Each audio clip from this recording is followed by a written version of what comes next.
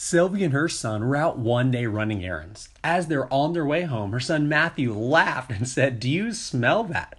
She noticed the odor coming from her air vents and turned them off and rolled down the windows. It smelled like something had rotted in the vents and worried about what they might be breathing in.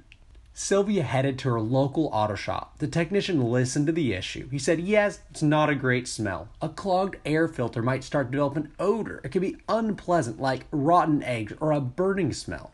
Think of it like a coffee filter. You can't reuse the same filter over and over because it would get clogged with old grounds and create terrible old coffee.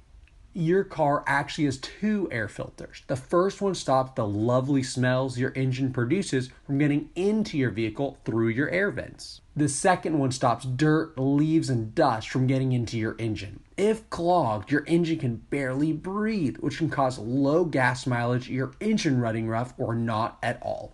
Turns out it was a fast, simple replacement, and Matthew and Sylvia were back on the road breathing fresh air.